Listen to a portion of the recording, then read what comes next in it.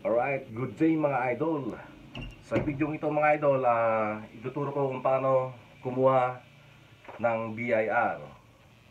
Alright, kasi naniniwala tayo ang pagbabayad ng buwis ay magandang tulong sa gobyerno dahil pag umangat ang ating gobyerno ay aangat din ang buhay ng mamamayan. Ayan, angat ang ekonomiya, angat buhay lahat. Alright, unang-una, pupunta kayo mga idol sa opisina ng BIR.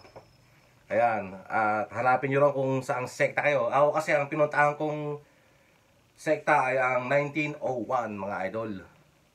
Yun, para sa mga vlogger. So, pipilap kayo ng form. Ayan.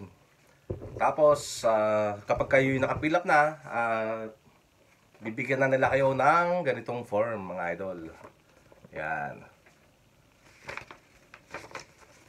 Para certified na BIR taxpayer ka mga idol. So ang nakalagay sa akin dito mga idol ay ayan, Certificate of Registration, TIN and Branch Code, yan mga idol. Ayan, Professional in General. Ayan.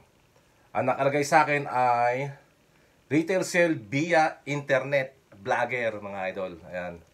Meron tayong lisensya para maging vlogger o mag-business ng anuman. At pagkatapos ng mga idol, siyempre, certified BIR taxpayer ka na mga idol. Ayan, bibigyan ka nila nito. Yun o, ikakabit mo kayo niyan, dyan, o sa mga gagawin mong mga establishmento.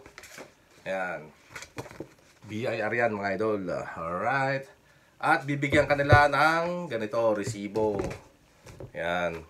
Para detalyado lahat mga idol. Kailangan mo ng resibo.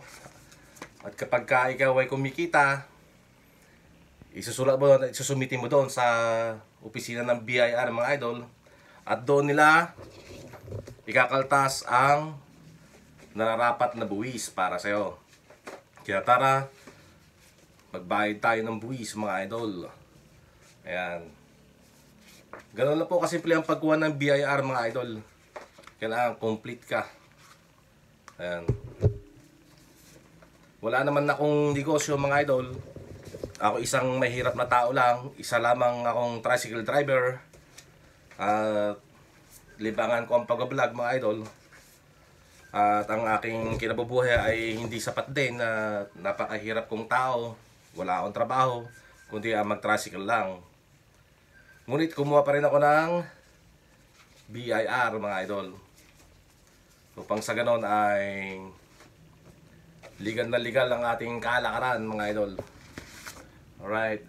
Ganon naman po kasimple mga idol ang pagkuha ng BIR. So pumunta lang kayo sa napakalapit na o kung alin man ang malapit na opisina ng BIR sa inyo, sa inyong mga lalawigan, sa inyong mga bayan.